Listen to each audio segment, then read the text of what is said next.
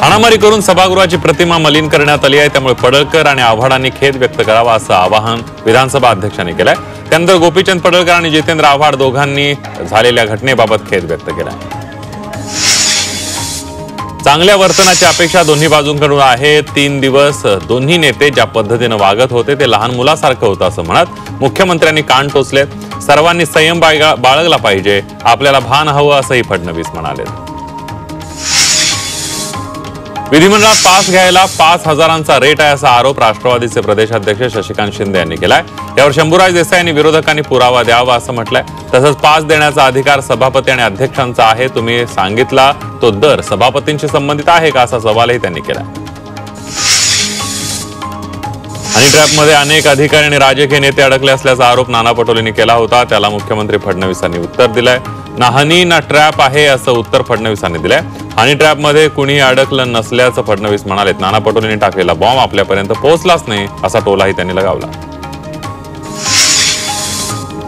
ओला, Uber, Rapido सारख्या कंपन्या विनापरवाना व्यवसाय करत ग्राहक आणि चालकांची पिळवणूक करत असल्याचा आरोप महाराष्ट्र कामगार सेनेनं केलाय।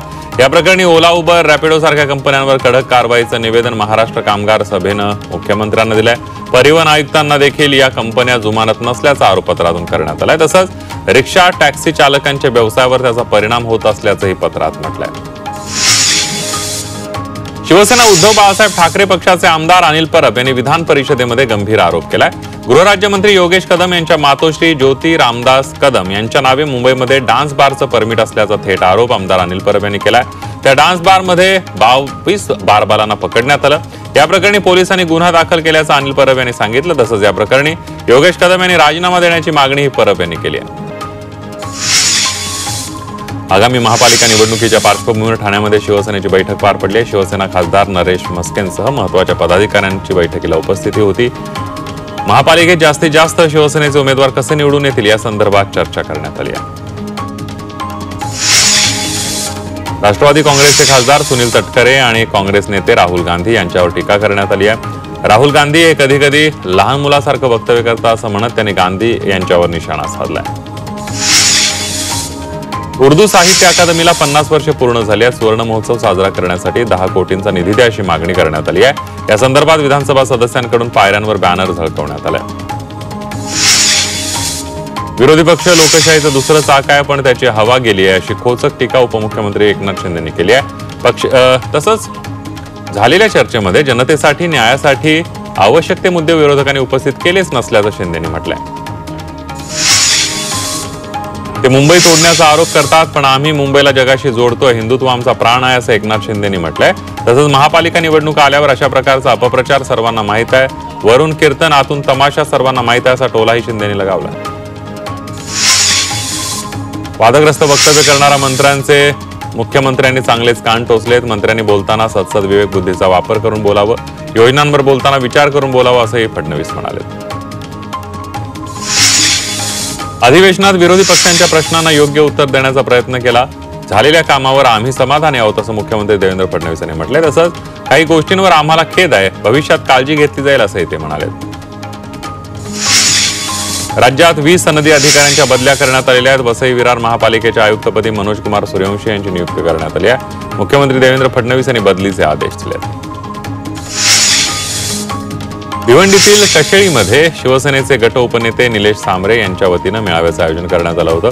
आगामी महापालिका जिल्हा परिषद निवडणुकांच्या पार्श्वभूमीवर मेळाव्याचं आयोजन करण्यात आलं होतं। या मेळाव्यात विविध पक्षांच्या शेकडो कार्यकर्त्यांनी शिवसेनेत प्रवेश केला। हिंदी सक्तीनंतर मुंबई तोडण्याचा यांचा प्रयत्न असेल असा आरोप मनसे अध्यक्ष राज ठाकरेंनी मीरा रोड इथल्या सभेत केलाय। भाषा गेली, जमीन गेली, तुम्हाला कोणी विचारणार नाही असंही त्यांनी म्हटलंय।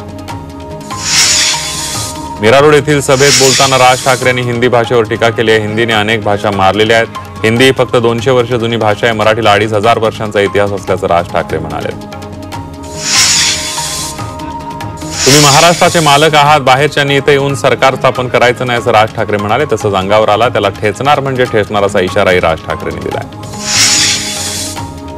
मनसे अध्यक्ष राज ठाकरे यांनी मराठीबाबत कधी तडजोड करणार नसल्याचं म्हटलंय। याआधी मराठीबाबत महाराष्ट्राबाबत तडजोड केली नाही, यानंतरही करणार नसल्याचं राज ठाकरेंनी मीरा रोडच्या सभेमध्ये म्हटलंय।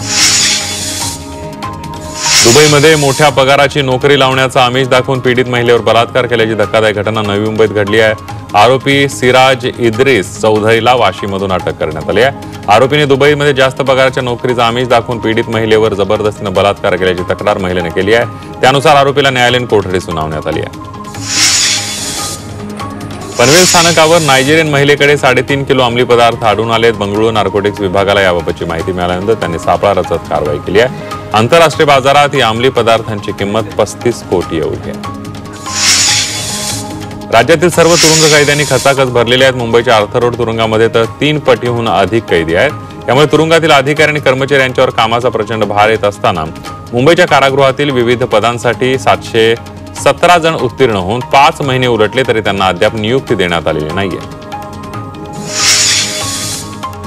कल्याण पश्चिमेतील उंबर्डेमध्ये कचरा प्रकल्पामध्ये KDMCच्या लाखो रुपयांच्या औषधांचा साठा आढळून आलाय. त्यामुळे परिसरात एकच खळबळ उडाली असून ही औषधं कचऱ्यात आली कशी असा प्रश्न नागरिकांकडून उपस्थित केला जातोय. त्याचबरोबर संबंधित अधिकारी आणि कर्मचाऱ्यांवर कठोर कारवाई करण्याची मागणी करण्यात आली आहे. भिवंडीमध्ये 4 बोगस डॉक्टरांवर महापालिकेच्या आरोग्य विभागानं कारवाई केली आहे. या 4ही डॉक्टरांच्या क्लिनिकमध्ये अवैधरित्या प्रसूती आणि अवैधरित्या वैद्यकीय व्यवसाय करत असल्याचं निदर्शनास आलं. मुंबईच्या खारमध्ये एका सदनिकेवर राज्य उत्पादन शुल्क विभागानं छापा टाकत 20 लाखांची बनावट विदेशी दारू जप्त केली आहे. या प्रकरणी 2 आरोपींना अटक करण्यात आली आहे. यातील एक आरोपी फरार झालाय. मुंबईमध्ये बेकायदा बाईक टॅक्सीवर RTOनं कारवाई केली आहे. मुंबईतील 20 विशेष पथकांनी एकाच वेळी मुंबई, ठाणे, वसई, वाशी, पनवेल इथं संयुक्त कारवाई मोहीम राबवली. यामध्ये 123 वाहनांवर कारवाई करण्यात आलेली आहे. तर 78 बाईक टॅक्सी जप्त करण्यात आल्या. नियमांचं उल्लंघन करणाऱ्या राज्यातील 334 खासगी रुग्णालयांना टाळं ठोकून ते बंद करण्यात आल्याची माहिती सार्वजनिक आरोग्य मंत्री प्रकाश आंबेडकर यांनी दिली आहे. तर राज्यातील 381 बोगस डॉक्टरांवर ही कारवाई करण्यात आली आहे.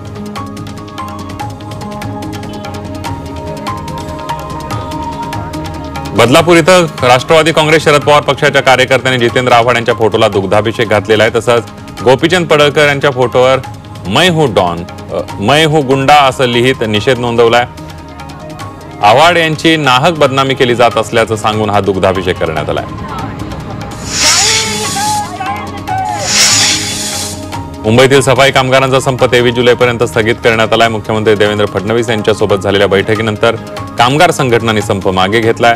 23 तारखेपर्यंत पालिका प्रशासनाने निविदा रद्द केल्यास संप अटळ असल्याचा इशारा देण्यात आलाय. अंबरनाथच्या नवरेनगरमध्ये एका 4चाकी गाडीच्या बोनेटमध्ये 5 फूट लांब कोबरा आढळून आलाय. तब्बल 2 तासांच्या परिश्रमानंतर या नागाला बाहेर काढण्यात यश आलं. यानंतर सर्पमित्राने त्याची नैसर्गिक अधिवासात सुटका केली आहे. मुंबई महानगरांमध्ये 90% अधिक खासगी शाळांमध्ये CCTV कॅमेरे बसवण्यात आले. त्याचप्रमाणे मुंबई शहर जिल्ह्यातील सर्व महापालिका शाळांमध्ये हे काम पूर्ण झाले. आता उपनगरातील पालिका शाळांमध्ये CCTV बसवण्यासंदर्भात निविदा प्रक्रिया सुरू असल्याची माहिती आहे. 2 दिवस नवी मुंबईचा पाणी पुरवठा खंडित केला जाणार आहे. मोरबे धरणाच्या नव्या जलवाहिनीच्या कामासाठी 18 तासांचा शटडाऊन घेण्यात आलाय. उद्या सकाळी 4 पर्यंत पाणी पुरवठा बंद राहील. त्यामुळे नागरिकांनी पाणी जपून वापरावं असं आवाहन मनपाकडून करण्यात आलंय.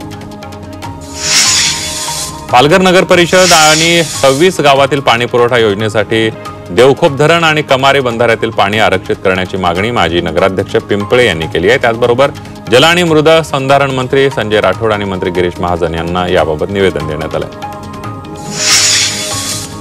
वांद्रे पूर्वेतील भारतनगरमध्ये 3 मजली इमारत कोसळली आहे. यावेळेला ढिगाऱ्याखाली 8 ते 10 लोक अडकल्याची शक्यता आहे. तर या घटनेमध्ये 7 जण जखमी असल्याची माहिती आहे. नाशिकच्या द्वारका सर्कलवरील वाहतूक कोंडी फोडण्यासाठी 3 अंडरपासचे पर्याय प्रस्तावित करण्यात आलेले आहेत. पुण्याकडून धुळ्याकडे जाणारी वाहतूक द्वारका चौकामध्ये उजवीकडून बंद केली आहे.